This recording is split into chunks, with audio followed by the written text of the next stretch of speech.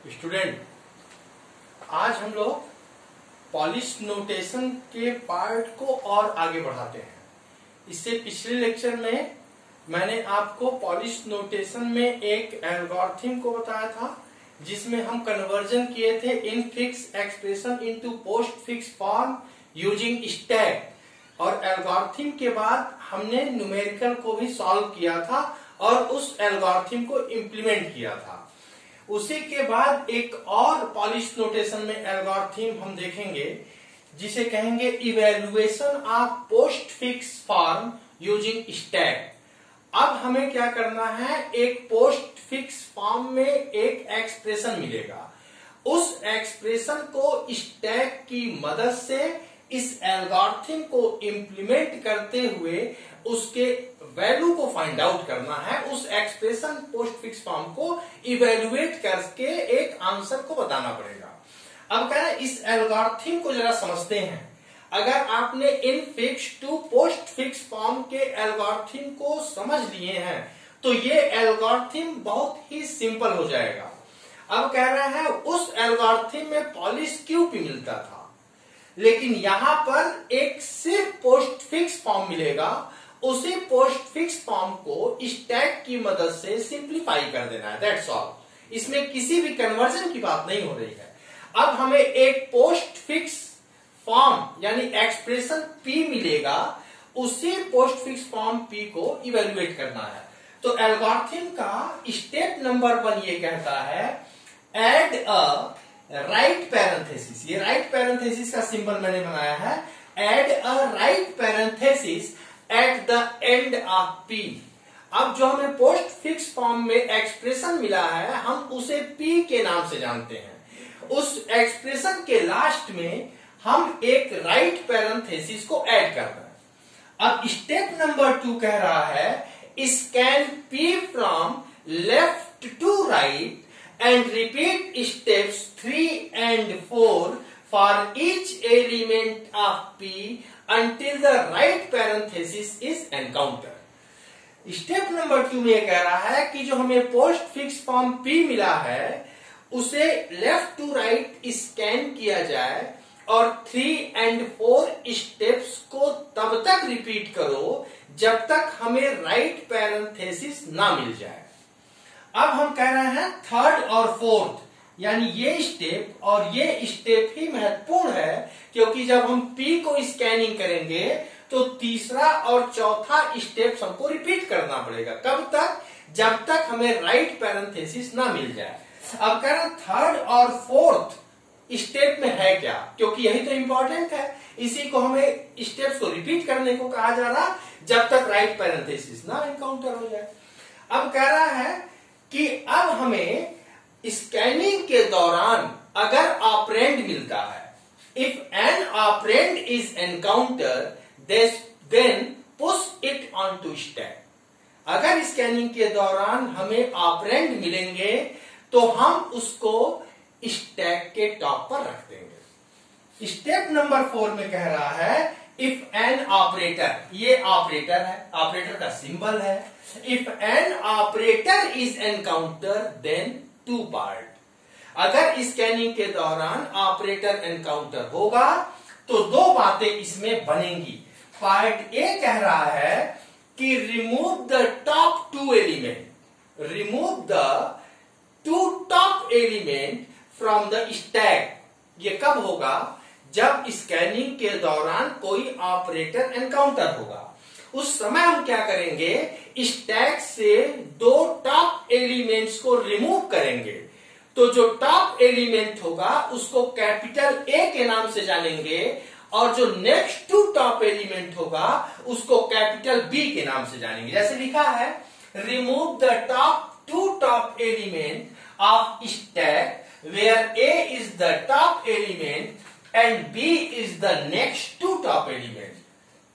ये बहुत महत्वपूर्ण बात है कि जब हम ऑपरेटर एनकाउंटर होगा स्कैनिंग के दौरान, तो उसके बाद हम स्टैक से 2 टॉप एलिमेंट को रिमूव करेंगे।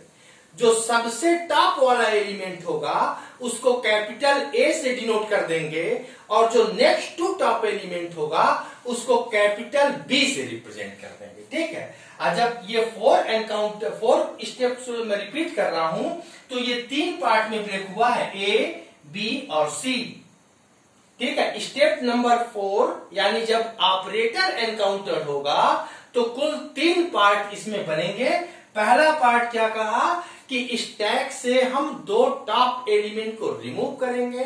टॉप एलिमेंट कैपिटल ए के नाम से जाना जाएगा और next 2 top element capital B से जाना जाएगा। अब स्टेप नंबर बी कहता है कि इवेल्युएट बी ऑपरेटर ए। जो हमने 2 एलिमेंट को रिमूव किया है ना 4A में, तो ए और बी को इवेल्युएट करने को कह रहा है 4B में कि इवेल्युएट बी ऑपरेटर ए। ये बहुत महत्वपूर्ण लाइन कह रहा, बी ऑपरेटर ए करना, ए ऑपरेटर बी नहीं। ये बहुत ध्यान है कि इवेल्युएट बी ऑपरेटर ए। ये मैं बार बार रिपीट कर रहा हूं, मतलब यही होना चाहिए, बी ऑपरेटर ए। अब इसको इवेल्युएट करने के बाद 4C कह रहा है place the result of 4B back on to the stack. हमने 2 टॉप एलिमेंट को रिमूव किया था, कब? जब एक ऑपरेटर स्कैनिंग के दौरान एनकाउंटर हुआ था। जो हमारा टॉप एलिमेंट होगा कैपिटल ए से जाना जाएगा, जो नेक्स्ट 2 टॉप एलिमेंट होगा वो कैपिटल बी से जाना जाएगा। अब 4B कह रहा है कि इवेल्युएट बी ऑपरेटर ए। जब बी ऑपरेटर ए को हम इवेल्युएट करेंगे तो हमें एक वैल्यू मिलेगी। और 4C में कह रहा है कि place the result of 4B back on to the stack, यानी 4B में हमें एक वैल्यू मिलेगी। उसको 4C ने जो कह रहा है कि उसको बैक प्लेस कर दो स्टैक में, फिर से स्टैक के टॉप पे वैल्यू रख दो। ये स्थिति कब होगी? जब स्कैनिंग के दौरान ऑपरेटर मिलेगा तब। अब कह रहे हैं हमें 5 में क्या कह रहे हैं कि ये प्रक्रिया हम तब तक करेंगे और उसके बाद जो स्टैक का टॉप पोजीशन होगा वही हमारा आंसर होगा। ये कब तक स्टेप्स रिपीट करना है? जब तक हमें राइट पैरेंथेसिस एनकाउंटर ना हो जाए। तो ये एल्गोरिथम कितना सिंपल, ये सिंपल इसलिए बना क्योंकि आप infix to postfix algorithm को समझ चुके हैं। तब देखिए कितना ये सिंपल लग रहा। अब हम एक प्रॉब्लम को लेकर के इस एल्गोरिथम को इंप्लीमेंट करते हैं। तो ठीक है, 5 बिल्कुल क्लियर है। Set value equal to the top element of the stack.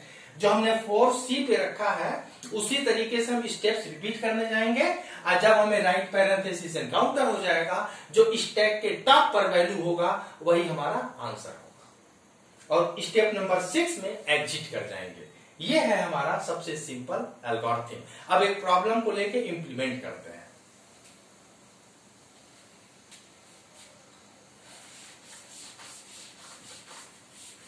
इसी तरीके से ये जो मैंने 2 एल्गोरिथम की बात की है, इन्हीं दोनों में से कोई एक एल्गोरिथम आपको मिल सकता है और प्लस एक न्यूमेरिकल, कि इस एल्गोरिथम को इस न्यूमेरिकल के साथ इंप्लीमेंट कर दीजिए और इसके आंसर को हमें बता दीजिए।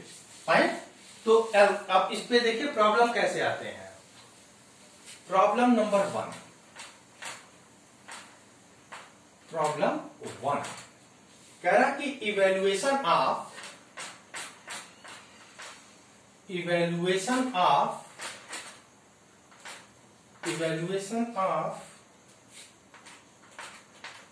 Post fix form using stack. ये जरूर बोलेगा using stack. Find out the value. Find out the value. इसमें एक सिंगल वैल्यू आपको मिल जाएगी। ठीक है, और जिस तरह एल्गोरिथम कहा है उसी तरीके से हम सिर्फ करते चले जाएंगे। Then you have got the answer. अब कह रहा हमें क्या मिलेगा? एक एक्सप्रेशन मिलेगा, एक P मिलेगा। कह रहा वो P कैसा है? 5 है, 6 है, 2 है, प्लस है, एस्ट्रिक है, 12 है, 4/-। ये है हमारा एक पोस्ट फिक्स एक्सप्रेशन दे दिया कह रहा है इसी को इस एल्गोरिथम की मदद से हमें इसको इवेल्युएट करके बता दीजिए। अब देखिए इसको कैसे करेंगे। ये है हमारा P, यहां पर हम स्टैक को ले लेंगे, दैट्स ऑल। ये अब इसको ब्रेक करके लिख लेते हैं, इस तरह हम फॉर्मेटेड बना लेंगे। P को हम टॉप टू डाउन लिख लेते हैं, 5 6 2 प्लस एस्ट्रिक 12 4 स्लैश माइनस। ये है हमारा प्रॉब्लम। इसको इस तरह हम बना लेते हैं ताकि ओवरलैपिंग ना हो। फाइन।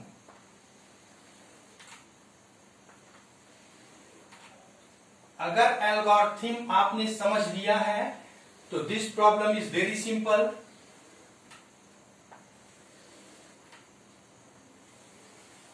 ठीक, अब एल्गोरिथम पर आ जाइए।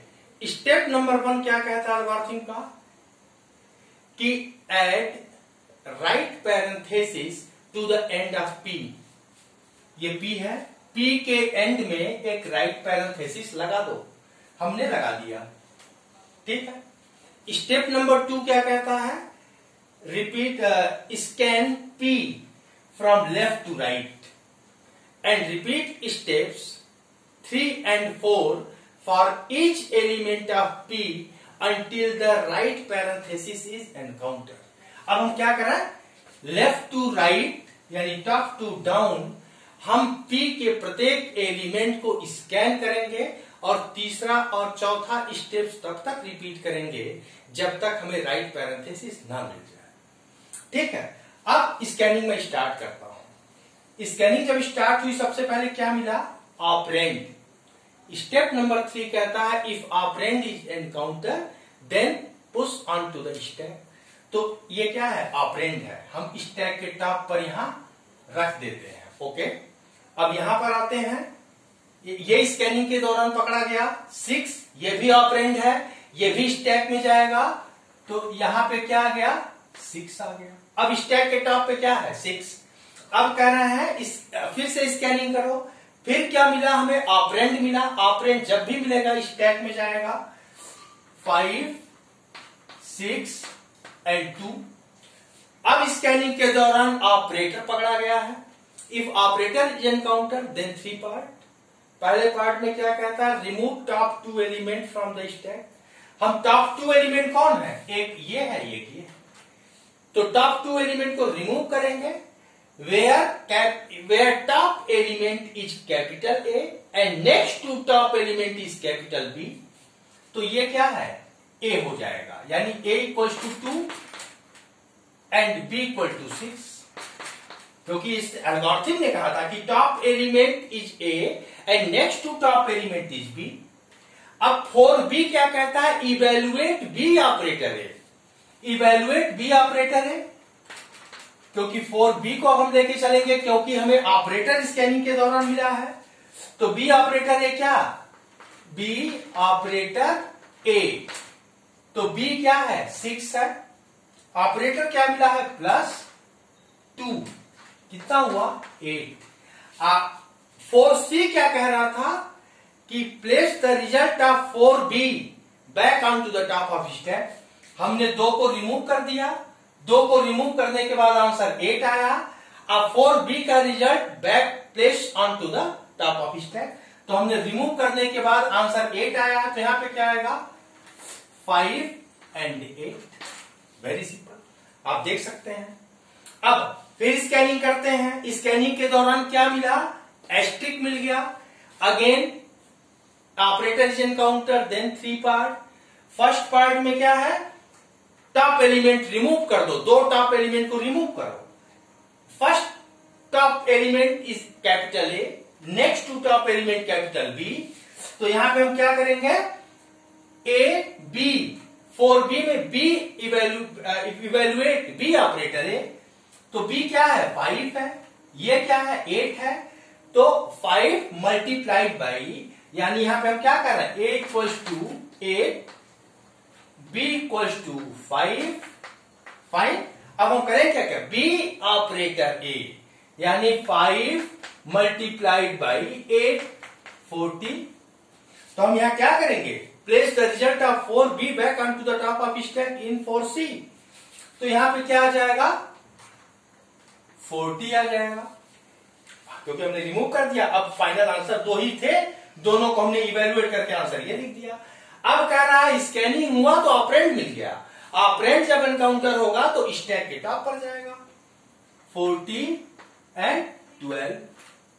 उसके बाद फिर ऑपरेंड मिला है, ऑपरेंड मिलेगा तो स्टैक के टॉप पर जाएगा 40 12 एंड 4। स्कैनिंग के दौरान ऑपरेटर मिला है slash, capital A capital B, B operator A तो 12 स्लैश 4, तो 12 डिवाइड बाई 4 इज 3।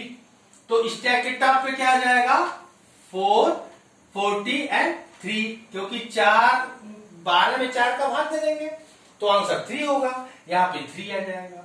अब कहना है कि फिर ऑपरेटर मिला तो capital A capital B, 4b कहता है बी ऑपरेटर ए तो बी कितना 40 माइनस 3, आंसर इज 37।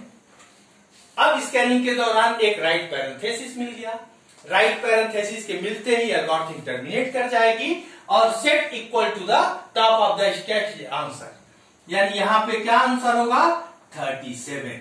यही हमारा फाइनल आंसर होगा। अब देखिए कितना सिंपल है, जैसा एल्गोरिथम कहा था मैंने वैसा कर दिया और you have got the answer. तो इसी तरीके से हमको आंसर मिलते हैं, इसमें कोई भी ब्रैकेट वगैरह आपको नहीं मिलेगा, सिर्फ ऑपरेटर और ऑपरेंड ही मिलेंगे, क्योंकि एल्गोरिथम में किसी भी ब्रैकेट्स यानी पैरेंथेसिस की बात नहीं की गई। एक एडिशनल एल्गोरिथम ने लगवाया था पी के एंड में, लेकिन प्रॉब्लम में कहीं भी आपको ब्रैकेट्स नहीं मिलेंगे, सिर्फ ऑपरेटर मिलेगा और ऑपरेंड मिलेंगे। और इन दोनों को हम स्टेप्स को रिपीट करके एक फाइनल आंसर, और इसी तरीके से आपको प्रॉब्लम मिल सकते हैं और एल्गोरिथम को इंप्लीमेंट करने को कहा जा सकता है। तो very important and very simple.